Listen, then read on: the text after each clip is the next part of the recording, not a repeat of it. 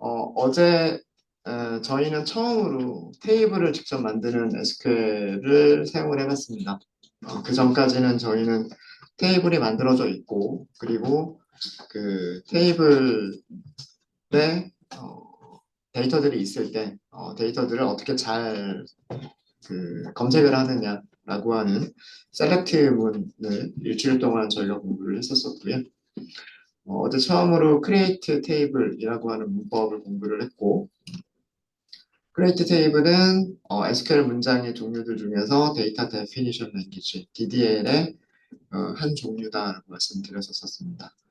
기본적인 문법은요, 여기 있지만 create table, 그다음에 테이블 이름을 여러분들이 만들어 주시면 되고요. 그리고 괄호 시작하고 괄호를 닫아 주시면 돼요.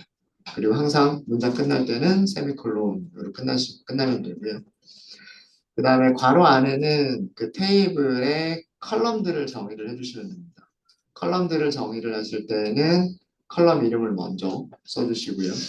그 다음에 그 컬럼이 어떤 타입의 데이터들을 저장을 하는지를 옆에다가 써주시면 됩니다. 그리고 컬럼과 컬럼을 구분하실 때는 쉼표, 콤마로 구분을 하시면 돼요. 그래서 여기 있는 EX 스튜던츠라고 하는 테이블 같은 경우에는요, STUNO라고 하는 컬럼이 있고요. 숫자는 6자리까지 저장할 수 있고 소수점은 없는 정수를 저장할 수 있고요. STU name이라고 하는 컬럼에는 길이가 변할 수 있는 가변 길이 문자열인데 10글자까지 저장이 가능합니다. 그리고 birthday는 date, 날짜 타입. date는 연, 월, 일, 시분초까지도 저장할 수 있어요. 타입은 date라고 되어 있지만 사실은 시간 정보를 저장하는 데이터 타입이다라고 생각하시면 될 것 같습니다.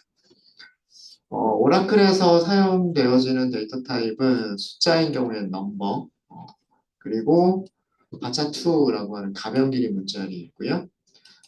교재를 보신 분들은 아시겠지만 캐릭터라고 하는 타입도 있어요. 그건 고정 길이 문자열입니다.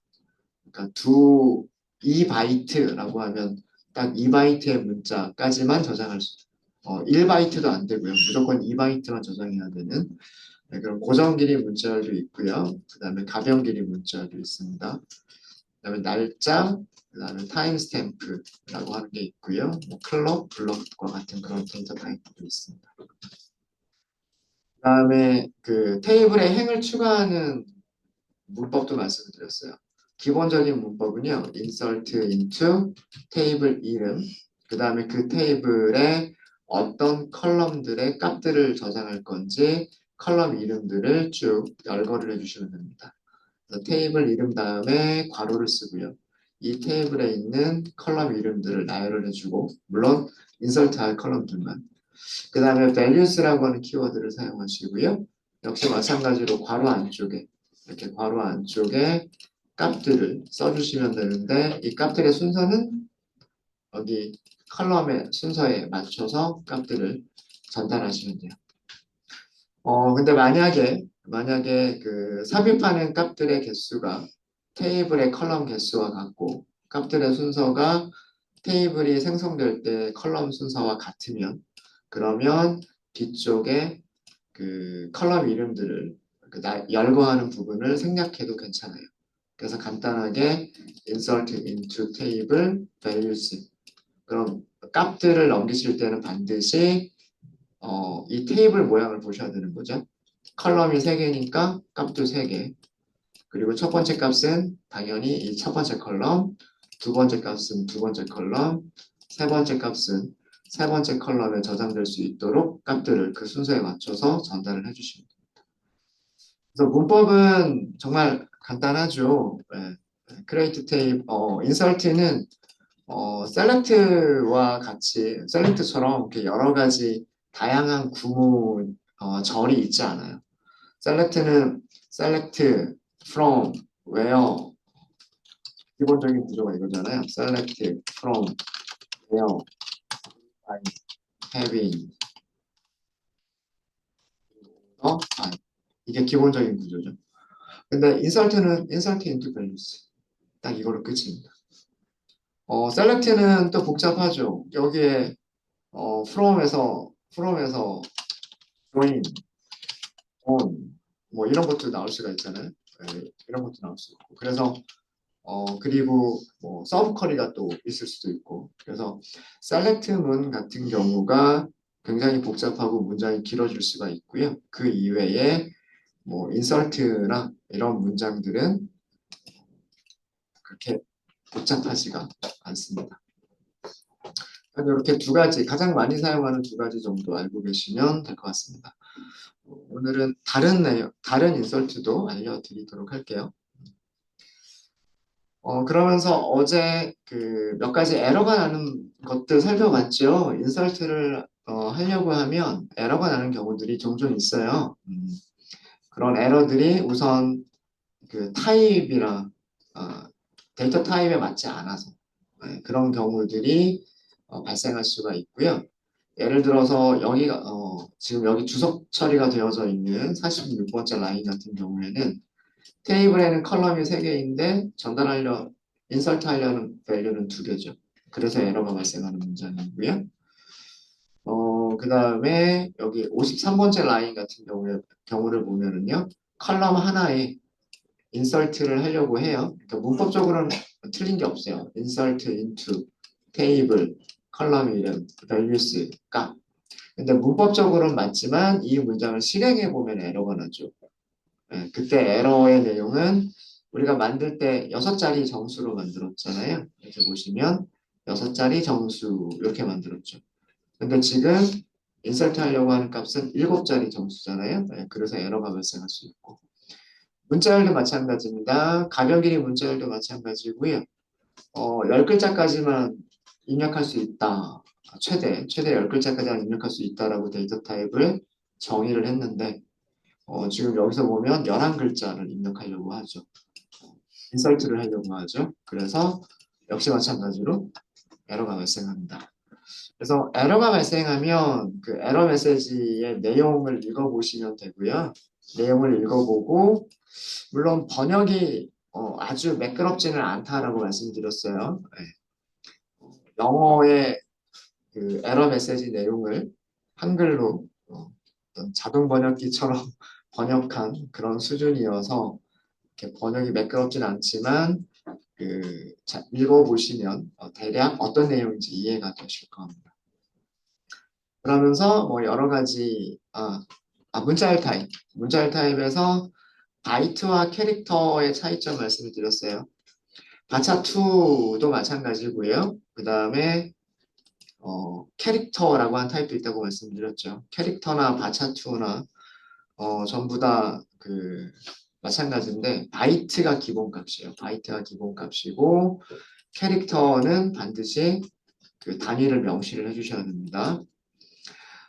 근데 그 바이트 단위일 때 저장할 수 있는 글자 수가 영문이냐 한글이냐에 따라서 좀 달라요.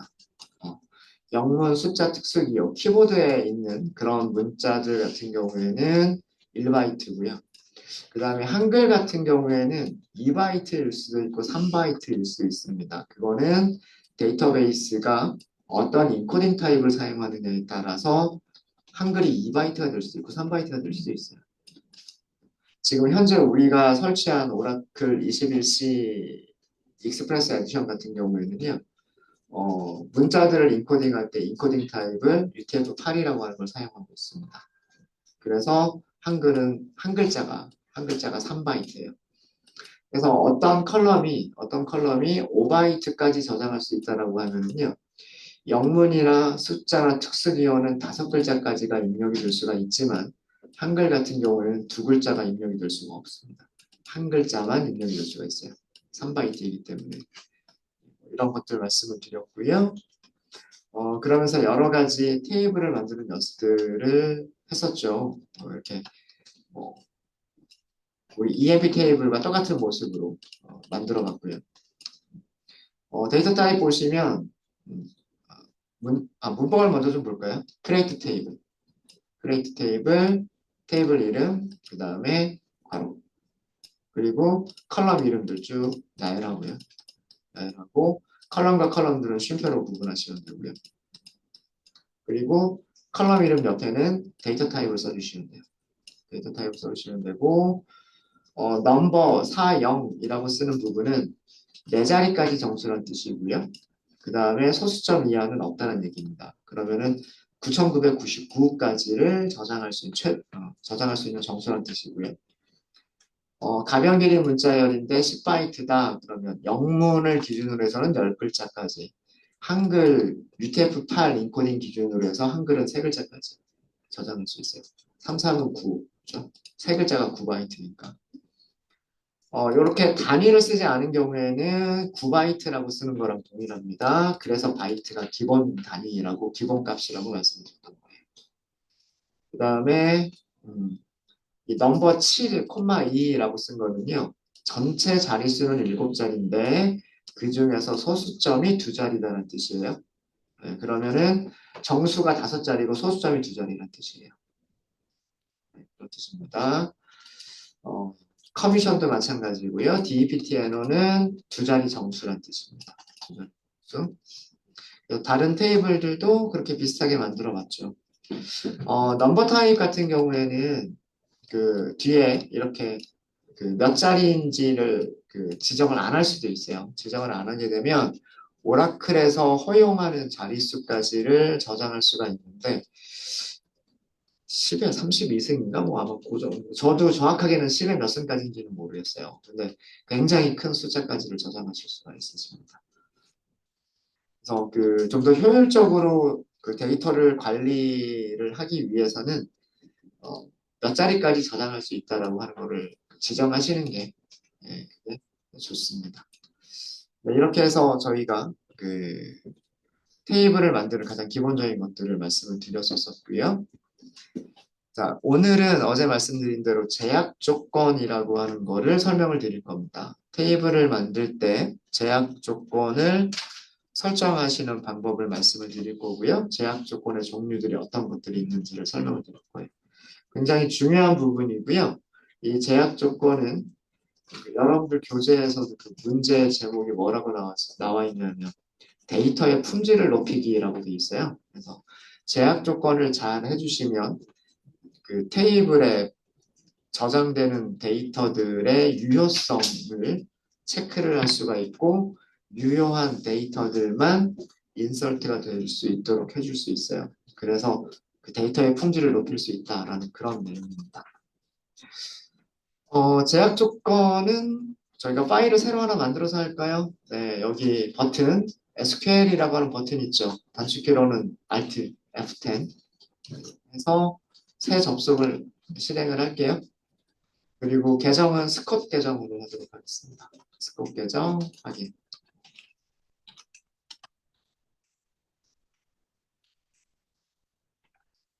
제목은 제약 조건이라고 하도록 하겠습니다.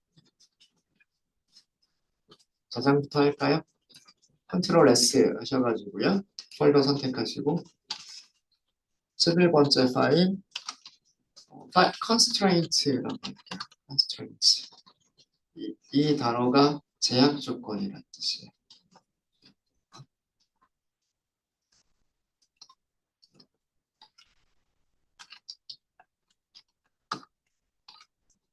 제약 조건들이란 뜻인 거죠.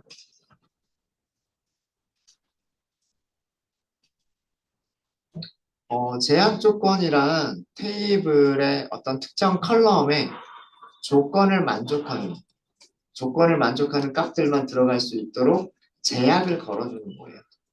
조건을 만족하는 값들만 테이블에 인설트가 될 수 있도록 제약을 걸어주는 거. 그걸 제약 조건이라고 하고요. 영어로는 constraint라고 얘기를 합니다. 제약 조건의 종류들을 좀 먼저 좀 정리를 하고 갈게요. 우선 primary key라고 하는 게 있어요. primary key. 간단하게 줄여서 PK라고 쓰고요. 첫 글자씩만 따서 우리말로는 보통 고유키 정도로 번역을 합니다.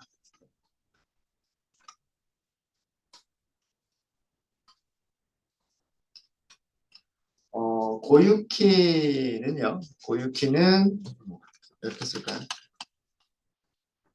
고유키는 테이블에서 유일한 한 개의 행을, 로우를, 행을 어, 검색할 수 있는, 선택할 수 있는, 선택할 수 있는 어, 그런 컬럼 혹은 컬럼들을 의미를 해요.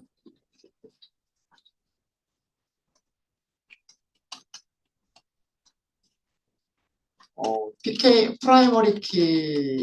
프라이머리 키로 설정된 그런 컬럼이나 컬럼들은 널 값을 가질 수가 없어요. 널이 될 수 없고요. 그러니까 비어있는 값이 없으면 안 된다는 얘기예요. 값이 없으면 안 돼요. 널이 될 수 없고 중복된 값을 가질 수 없습니다.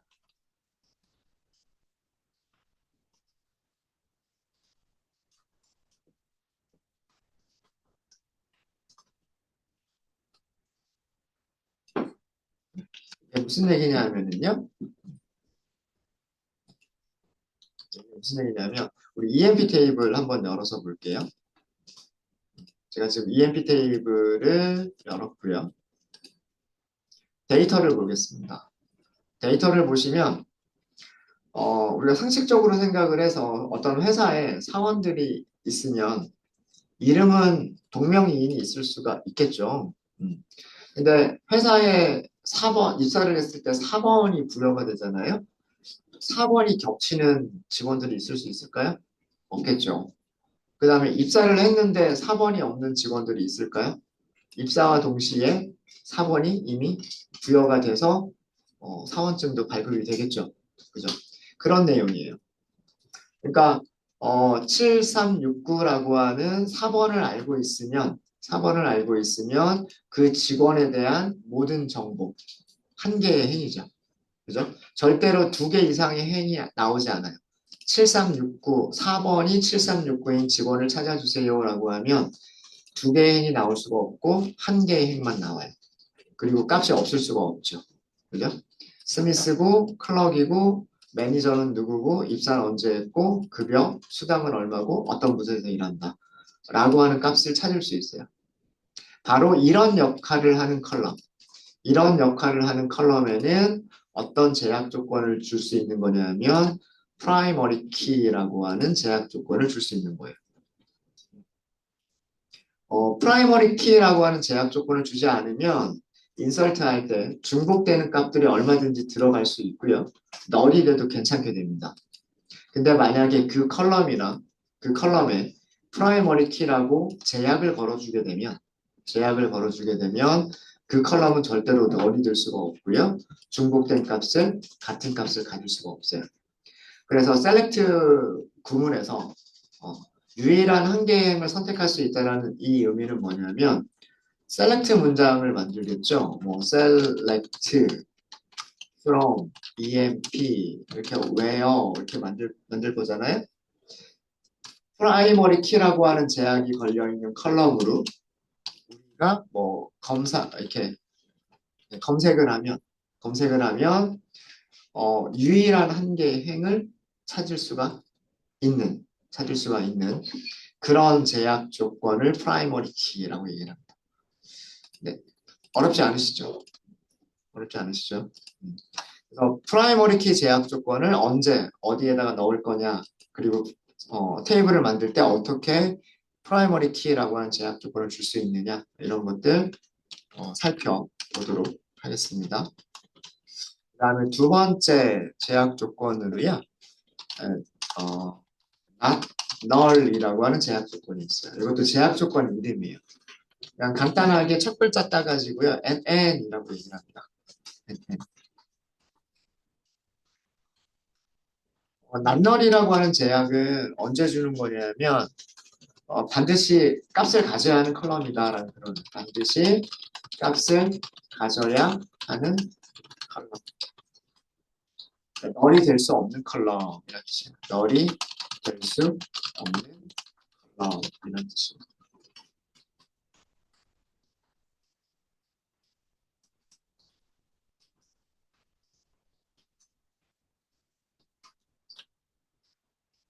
EMP 테이블 같은 경우에 보면은요, 사원인데, 이름이 없는 사원?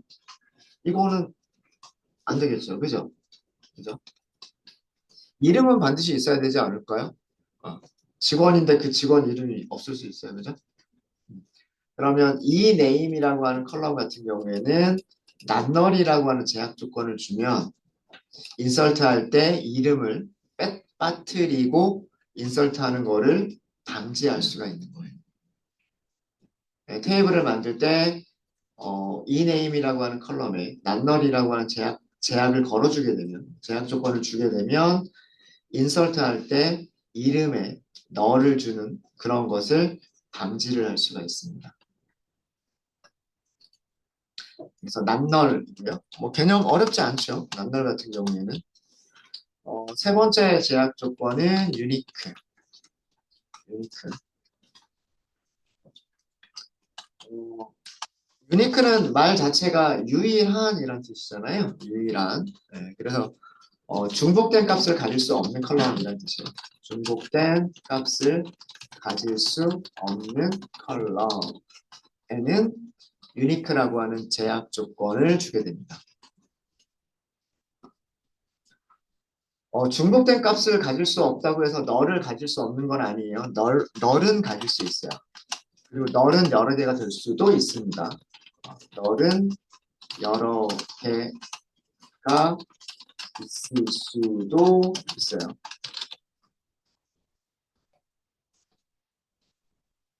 널까지 유니크를 체크해주는 건 아니에요. 그래서 유니크는 중복된 값을 가질 수 없다인데 값이 있는 경우에 값들이 중복되지 않는다는 얘기고요. 널은 여러 개가 될 수도 있어요. 널은 여러 개가 될 수도 있습니다. EMP 테이블에서는 유니크로 할 만한 그런 컬럼은 없어요. 여기 보시면 그거는 우리가 따로 연습을 해보고요. 그 다음에 가장 일반적으로 사용할 수 있는 제약 조건이 체크라고 하는 제약 조건이 있어요. 체크. 체크는 언제 사용하냐면 어떤 컬럼에 그 인설트가 되는 저장되는 값이 컬럼의 값이 어떤 특정 조건을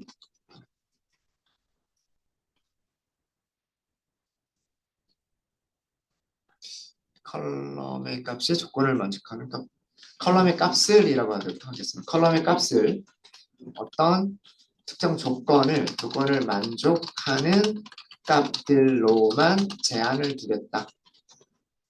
인설트 하려고 하는 값을 어떤 특정 조건을 만족하는 값들로만 제한을 하겠다라고 할 때 체크라고 하는 제약 조건을 만들어 주시면 돼요. 낱널도 체크 조건의 일부라고 보기도 합니다. 조건식을 만들 수가 있죠. is not null 이렇게 조건식 만들 수 있잖아요. 그래서 사실 not null도 체크라고 하는 제약 조건의 특수한 경우라고 볼 수 있어요.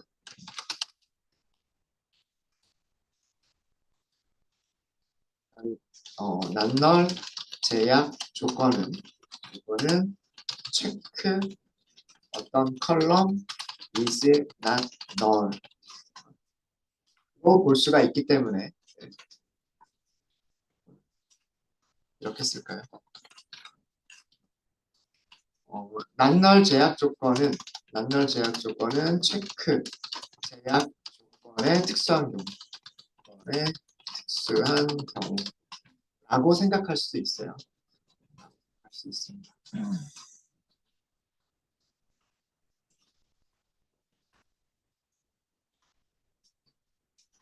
체크 같은 경우에 죄송합니다. EMP 테이블 볼게요. EMP 테이블 같은 경우에 체크 조건을 줄 만한 컬럼은요. 우선 MGR이 있어요. MGR에 있는 값은 EMP NO에 없는 값을 인설트해서는 될까요? 안 될까요? 안 되겠죠. 그러면 여기에 제약 조건은 MGR은 EMP NO EMP-NO 안에 있어야 된다라고 하는 그런 제약 조건을 줄 수 있을 거예요. 그렇게 제약 조건을 줄 수 있을 거고요. 그 다음에 또 제약 조건을 줄 수 있을 만한 곳이 샐러리예요. 급여죠. 근데 급여는 데이터 타입이 뭐라고 돼 있냐면 데이터 열을 보면 되죠. 숫자라고 돼 있죠. 7자리 중에서 2자리는 실수 이렇게만 돼 있죠. 숫자는 양수도 있고 음수도 있잖아요. 그죠? 그렇지 않아요? 근데 급여를 마이너스를 준다? 라고 하는 건 상식이 안 맞죠. 그죠? 내가 회사 가서 일했는데 회사가 나한테 돈을 주는 게 아니라 내가 회사한테 돈을 줘야 되는 거잖아요. 네, 그러면 회사 다니면 안 되죠. 네. 그럼 샐러리에다가 줄 수 있는 제약 조건은 샐러리는 0보다 커야 된다. 네. 그런 제약 조건을 줄 수가 있겠죠. 네. 그 다음에 뭐 커미션도 뭐 비슷하게 0보다 커야 된다라거나 글쎄요. 수당을 마이너스로? 그건 모르겠습니다. 뭐, 네. 그래서 만약에 제가 제약 조건을 만든다고 한다면 MGR 컬럼하고요. MGR 컬럼은 EMP-NO 안에 있어야 된다라고 하는 체크 제약 조건. 그다음 샐러리는 0보다 커야 된다. 최소한 크거나 같아야 된다. 커미션도 0보다는 크거나 같아야 된다. 뭐 이런 조건을 줄 수가 있을 것 같아요. 그렇게 뭐 같다, 다르다, 크다, 크거나 같다 이런 어떤 조건들 우리가 웨어에서 만들었던 조건들 있잖아요. 그런 조건들을 걸어주고 싶으면 그때는 체크라고 하는 키워드로 제약을 줄 수가 있어요. 그 다음에 마지막 제약 조건의 종류인데요. 마지막은 foreign key예요. foreign key. foreign key는 그 앞글자만 따가지고 FK라고도 보통 많이 얘기합니다. 그리고 뭐 보통은 외래키 뭐 이런 식으로 그 번역을 보통 많이 하는데요. 외래키는 어떤 경우에 사용을 하냐면 다른 테이블에 프라이머리 키를 참조하는 컬럼일 때 다른 테이블에 프라이머리 키를 참조하는 컬럼일 때 foreign key라고 하는 제약 조건을 주게 됩니다.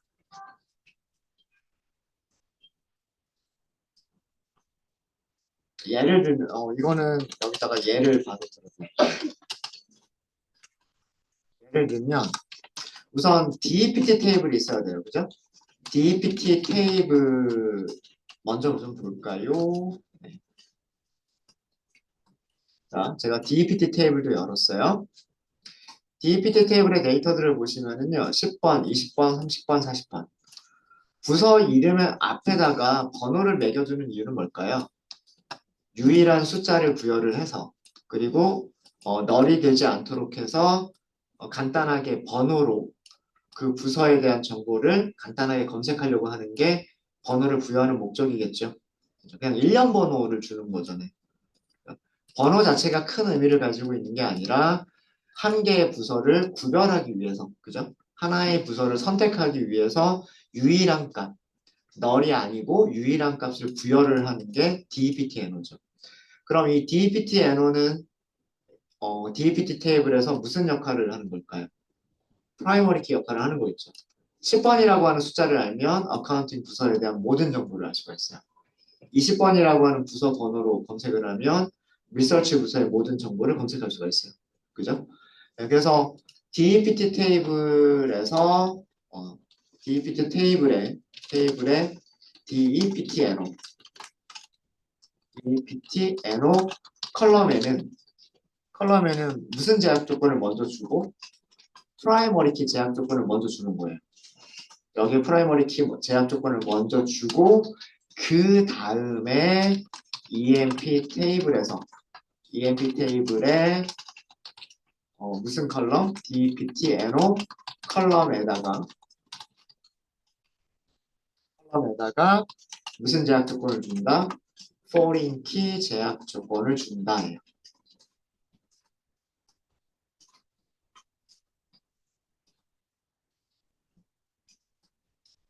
이렇게 하게 되면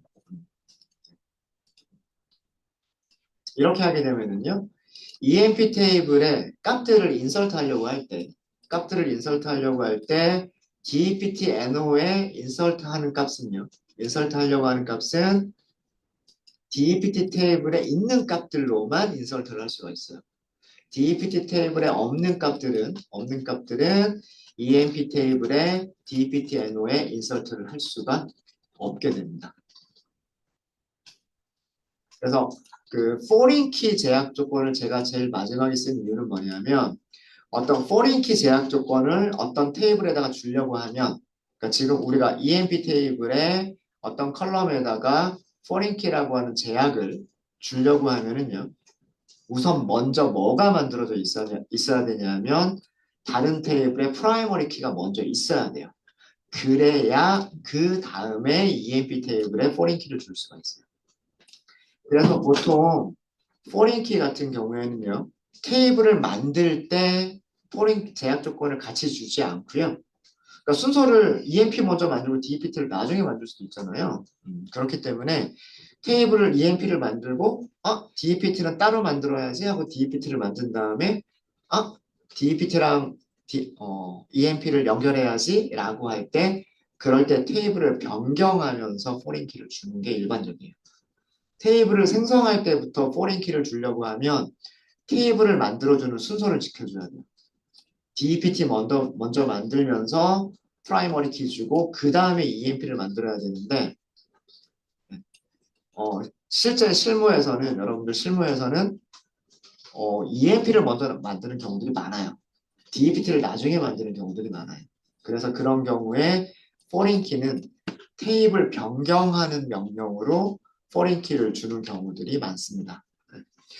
근데 우리는 두 가지를 다 연습을 해볼게요. 테이블을 만들면서 foreign key를 주는 것도 연습을 해보고요. 그리고 테이블을 만들고 나서 처음에는 foreign key가 없는 상태에서 그 나중에 테이블을 변경할 때 foreign key를 주는 그런 것도 해보도록 하겠습니다.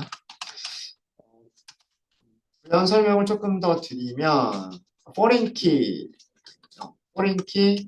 제약 조건이 있는 컬럼에는 그 다른 테이블 PK에 있는 값들만 인설트를 할 수 있어요. 그 다른 테이블, 그러니까 연관 테이블이 있겠죠. 이거 연관 테이블이라고 할게요. 연관 테이블. 관련이 된 foreign key와 primary key로 서로 연결이 되어져 있는 연관 테이블 primary key에 있는 값들로만 인설트를 할 수 있다. 네, PK에 있는 값들로만 인설트를 할 수 있어요. 이건 아까 설명드렸죠. DEPT에는 10번, 20번, 30번, 40번밖에 없기 때문에 EMP에 인설트를 할 때에는 10번, 20번, 30번, 40번 이런 것만 인설트가 할 수 있고요. 다른 값들, 예를 들면 50, 60, 70 이런 값들은 인설트를 할 수는 없어요. 널이 돼서 안 된다는 건 아니에요. 네, 뭐 널이 돼도 괜찮죠. 네, 이렇게 해서 제약 조건의 종류들을 설명을 드렸습니다. 그 다음에 테이블을 만들었으면 인설트까지 해봐야 되거든요. 네, 실제 우리 문법, 테이블을 만드는 문법부터는 다음 시간에 할까요? 다음 시간에 하겠습니다. 일단 이번 시간은 여기까지 하고요. 30분에 실제로 테이블을 만들면서 제약 조건 주는 거를 해보도록 하겠습니다.